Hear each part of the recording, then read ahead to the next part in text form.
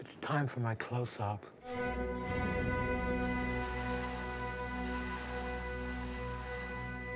I am in bingo hell. I got through my whole life without playing cards, dominoes, dice. I don't drive a car. I don't play basketball, football, or baseball. I like swimming, and I hate games. When I hear games, I feel like fingernails on a blackboard. And you know what one of them is? One of the best of all time? If you really want to get me going, say, hey, Curtis, let's play bingo.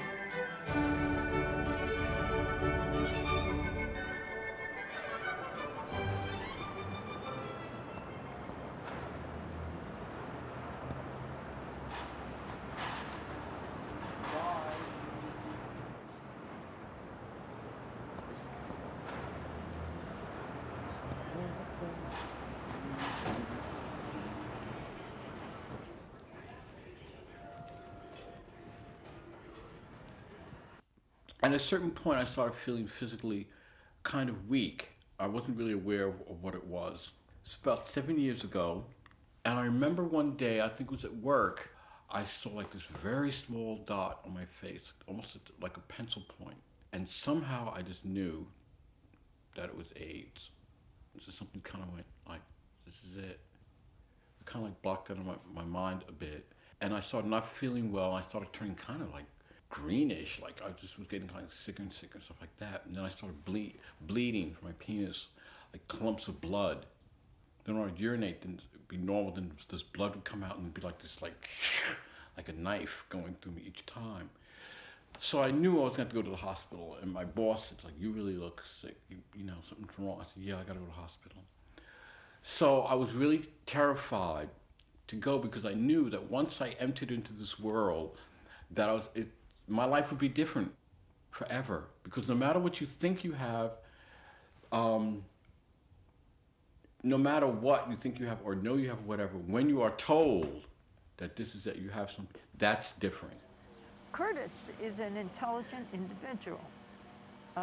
With him, I talk about his efforts to go out on his own again, you know, to live in his house again, and sometimes with his philosophical thinking, which is very involved, you know, kind of deep, a little deeper than I can completely understand,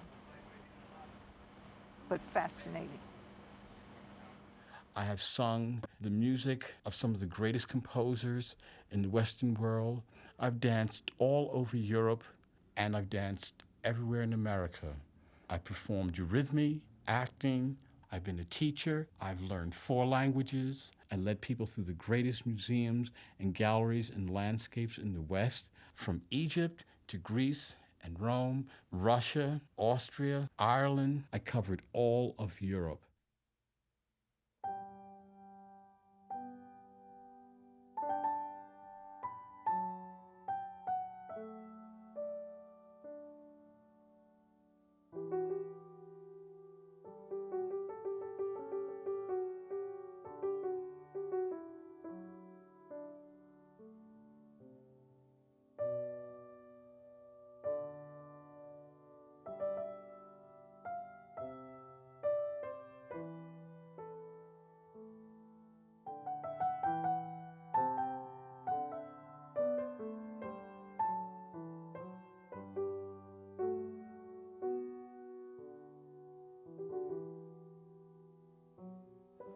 I'm called a friendly visitor. I visit people. There are many people here who don't have families, or whose families have given up on them, or they're afraid. And these people are alone, and sometimes I'm able to help these people express their feelings about being here. Or just go in and they'll talk about the lives they had before they came in here. Or sometimes they want to cry. Sometimes I cry with them. You know, sometimes some of their stories are very sad. Or just hold their hand.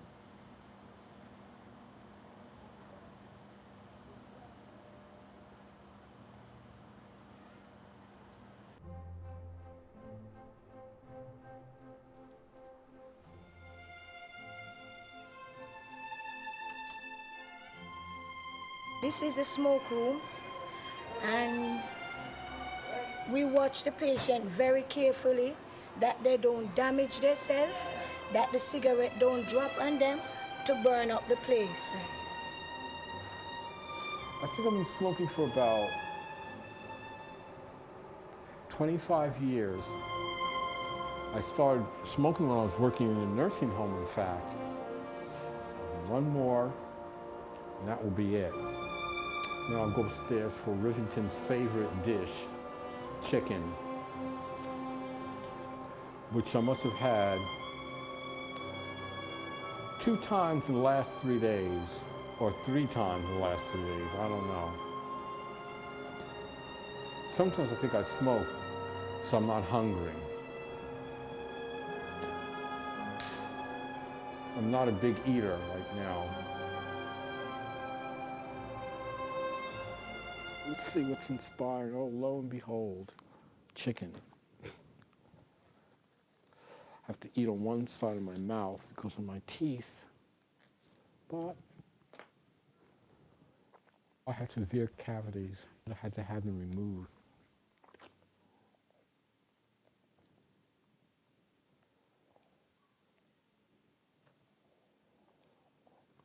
Oh, they're cute.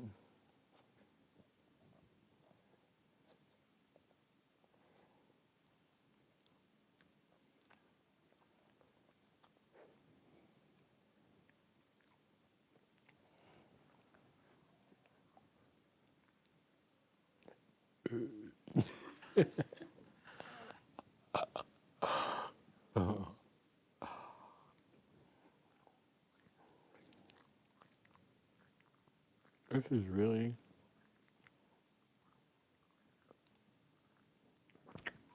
it's good for my Christian training. I'm no longer vain.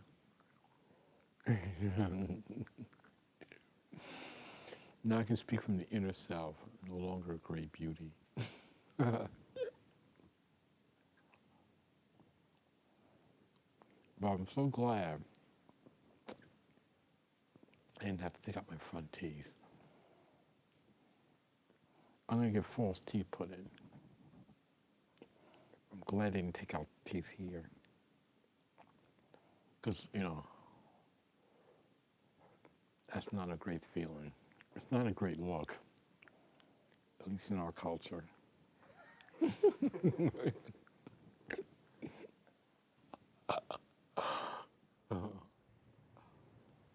Most of them want to get out of here. This is a goal that most of them, they want to get out. Even if it's not realistic, they still want to get out. Do I want to go home? Yes, I do want to go home. Wouldn't you? I think so. When the time is right, I will go home.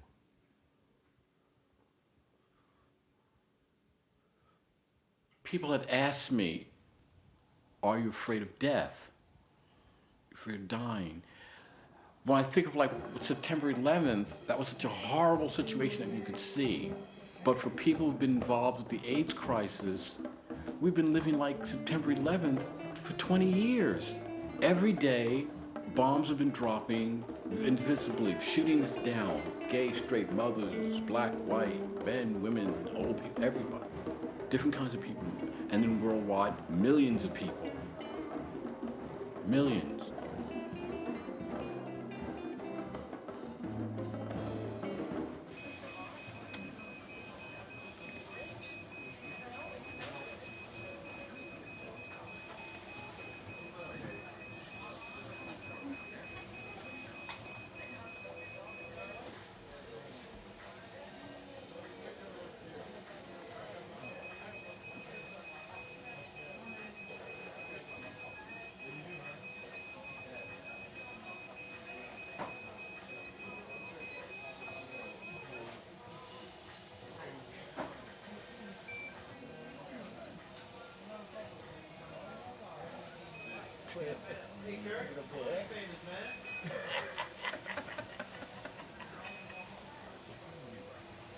You guys look good. The Godfather. Yeah, he's I'm not going anywhere. Tomorrow I'm going to the museum. That's not the whole you. Honest. The guy went to the priest and told him he was cursed. Somebody rapped him. Oh, he's on my own.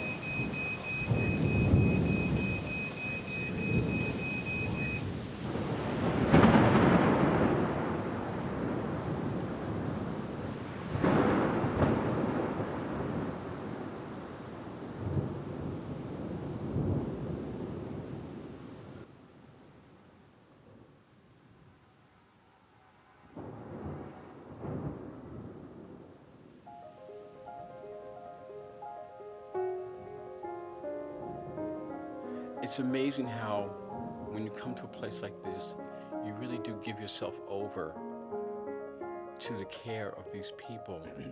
So there's a lot of trust that's involved in this. And your body is fragile, and your mind is fragile, and your soul is fragile. I do feel to be here any longer than I have to. That if I reach that point where I have my own rhythm and physical strength, then I have to go. I think I'll probably wake up tonight thinking I'm in the building still. It's going to be a lot of nights like that. I'll still be here. In my spirit, I'll still be in the building. The last time I lived there was almost 2 years ago, which is a long time. This is kind of like the end of Sugar Hill, which starts down in Harlem. It comes up by City College. It's very beautiful, City College. English university architecture from the 1800s. A lot of prominent black businessmen, lawyers, actors, entertainers, scholars populated this area.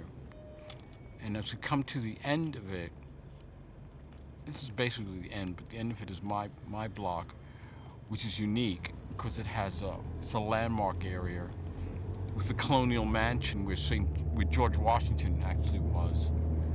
I'm on the left, you keep going up, our community garden, brownstone buildings. I'm gonna start to slow up. This is my house up here. 2 years living in a little tiny space. Now I have a whole mansion, 17-room house, all to myself. Like a prince. Here we go. All right.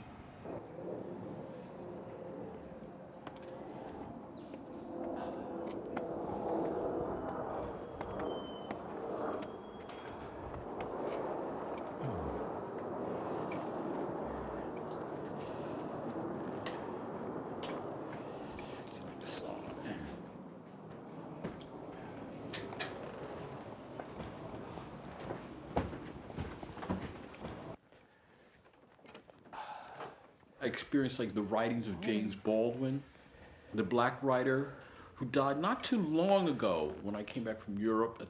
I remember reading his books and I started to cry a lot because I realized that the kind of black American I am, I followed in his trails of someone who left his country, had to leave, go overseas, get a lot of things, experiences that he couldn't get here, and then come back and have this richness of life, meeting wonderful people on both sides of the Atlantic and harsh experiences too. And I kind of felt in my own way I'd achieved something of what he did with my own art in my life and people I knew, but also I felt I owed something to someone like him. He was like a role model.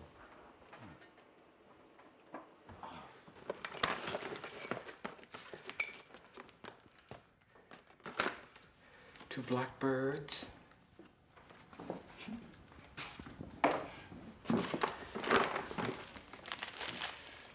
Medicine. Small hand.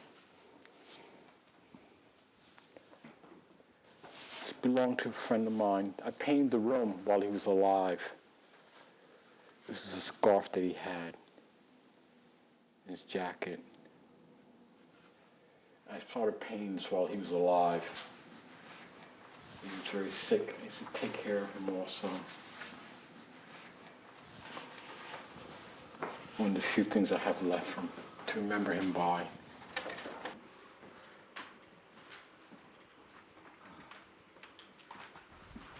You can see how it's very harmonious. I have been in homes where it's been stripped down, and it looks incredibly beautiful when you see the harmonious flow of the wood, the acanthus scroll, the classical architecture, the stucco work. And these are all things that I grew up with. So I think this must have influenced me, growing up and seeing this when I, studied art later on as a teenager, and then especially like Italian Renaissance architecture. So this is all playing on my mind.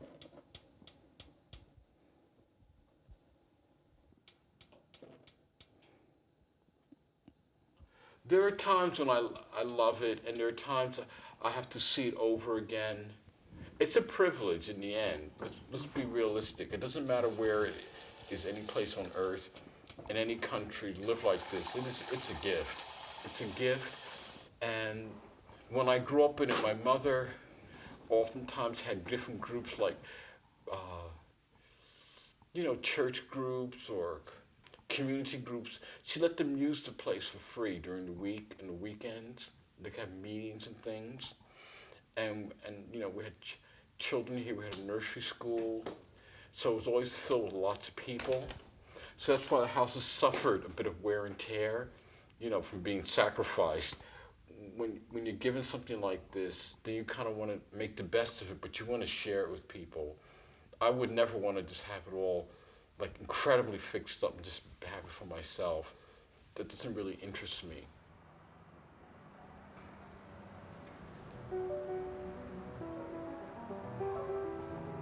I didn't want to die before my mother did.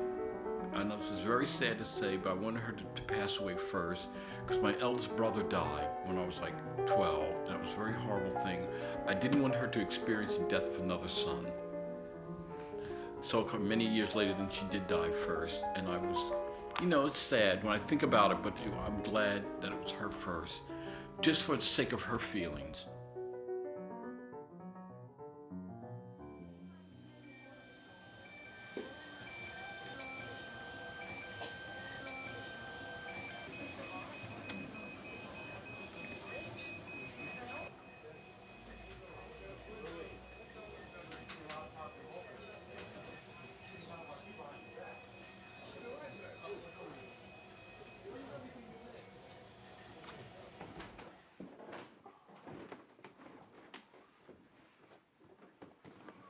I had a friend of mine. We were like the best artists in our high school that year. And he became really well known as a black artist and quit school to get jobs. He was that good. My thing was more European inspired, of course, so I eventually went to Europe. Then when I came back, I saw him sometimes. I just wanted to strike up a friendship and stuff like that. He was still a bit standoffish. He was like into the competition thing. I wasn't. So one night I was in Harlem, and I hear someone behind me. I was on this lonely street and turned around, and it was him. He looked kind of sick. And we should get together. I hope you're all right, like that. So I'm not feeling too great. So that was it. The next thing I knew, he died from AIDS. I was walking through Harlem again at night, and I walked in front of this African-American bookstore, and one of his books illustrated by him was in the window. It was like in the shadows, and it really kind of like struck me, And I thought, God, so many people dying, artists and creative people. And I thought, I think I should do something. So I jumped up, grabbed my crayon and pencil, and started doing it. All night. Just like going. I didn't like look at it and go, I must do this, I was like, next. And I was like, next. And I just kept pushing. And then when I was diagnosed, then I continued it because I thought, well, at least people look at it and they go, well, that was one creative sissy. That's what I thought. Because if I weren't doing this, I'd just be lying downstairs sick. Just lying, I'm sick, I'm tired, I'm sick. So it's better to push that away too. You know what I mean? And so the ability to create something sometimes is a medicine in itself.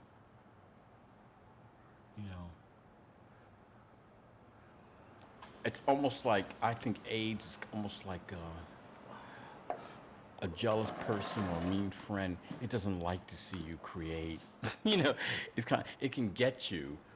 You know what I mean? When you're tired and the heat and the pills, and all this. But when you can create something, it's like sitting in the corner. Oh, well, I guess I can't get him now.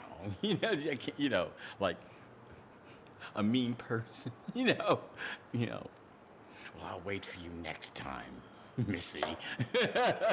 I'll get you next time. Oh, he's creating.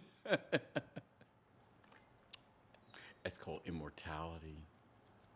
I win. So painting that white, painting all over that ugliness, all that cracking up, it's like a winning, Age doesn't like that. Doesn't like that.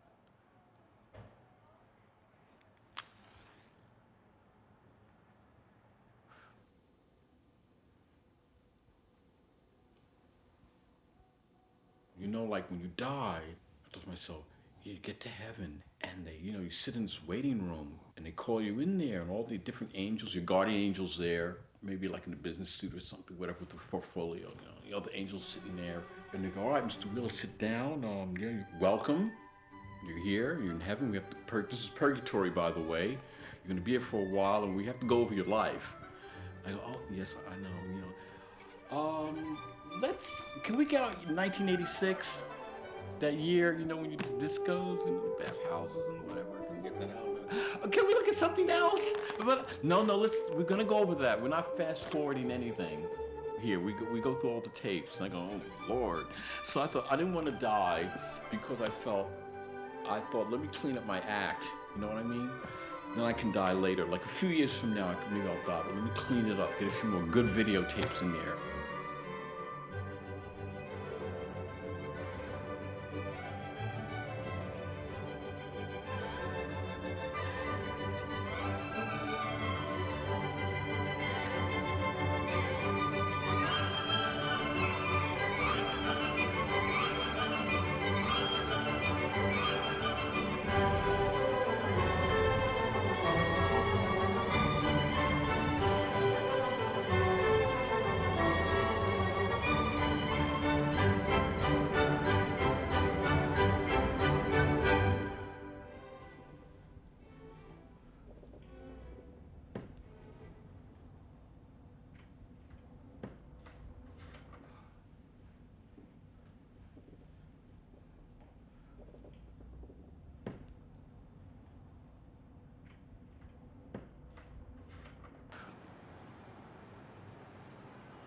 See, the thing is, with this happening, all this stuff on my legs, and being legally blind, it can make me ugly, but it can't make my soul ugly.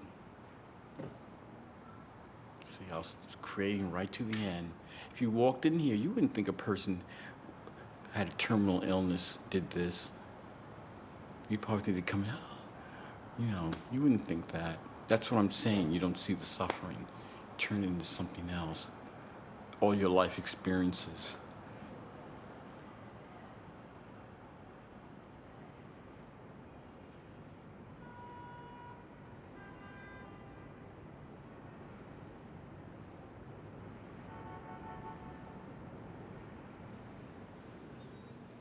How about it, Curtis?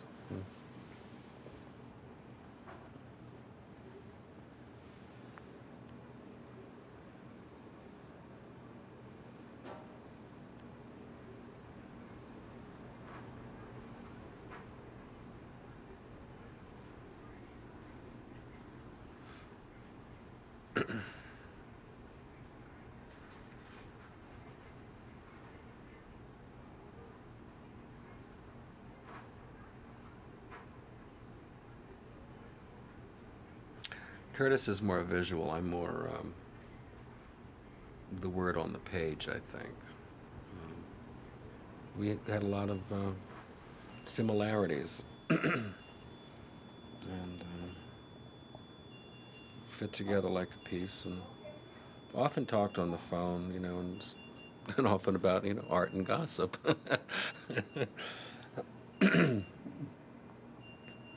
Because there are a few people who can, I don't know, just get those two subjects exactly right, but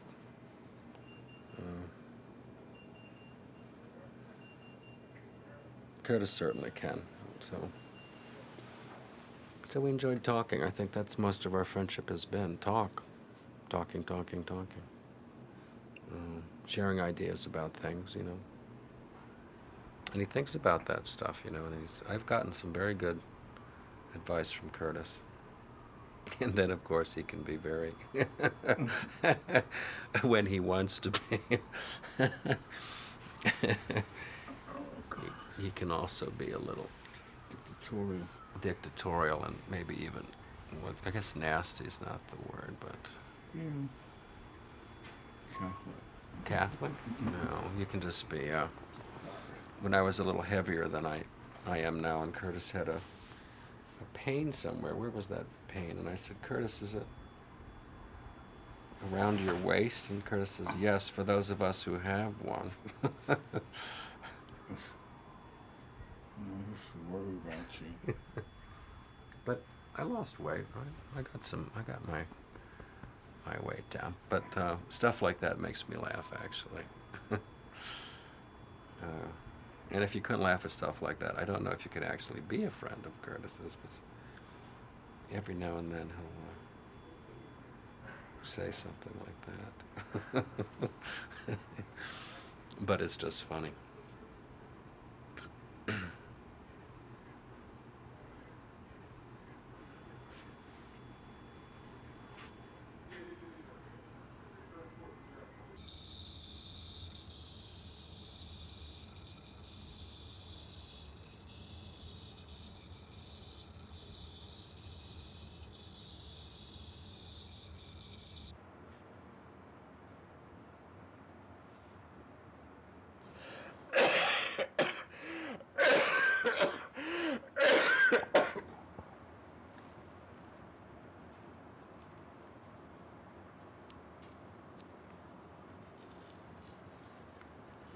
I hope this doesn't start bleeding.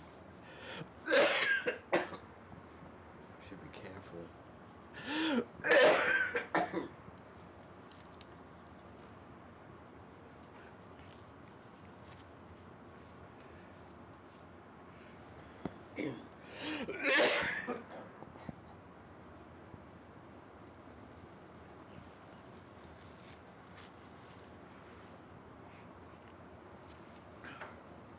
I think I have to come back for the bone biopsy.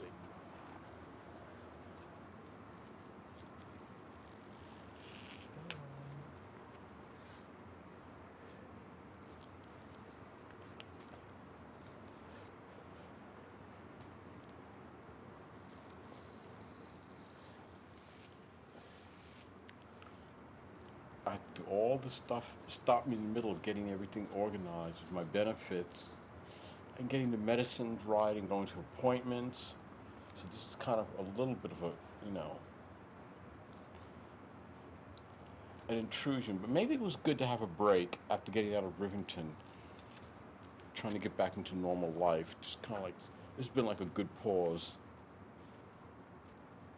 It's so easy to make mistakes when you get out on the outside again. Very easy to slip up.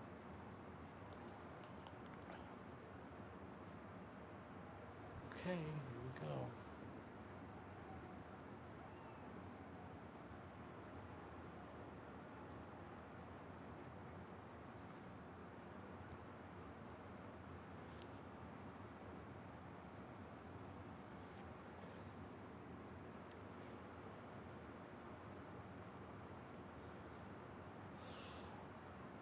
Lucky. Dried up.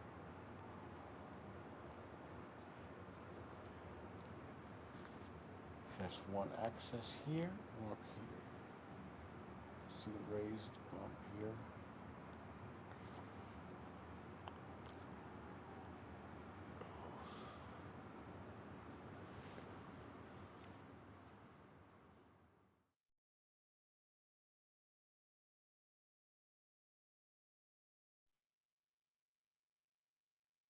The world of this illness is a very mysterious, convoluted, dark world, and I've accepted it. My time will soon come to an end. What is it in me that wants to go on? I guess it's the will to live. So maybe I'm learning that's something I have to learn, to have the will to live and take your destiny in your own hands. Even disciplining yourself to have time for yourself alone without distractions, keeping your own environment clean. These are all things that AIDS in this other way can give you the desire to really analyze your life and your purpose in life.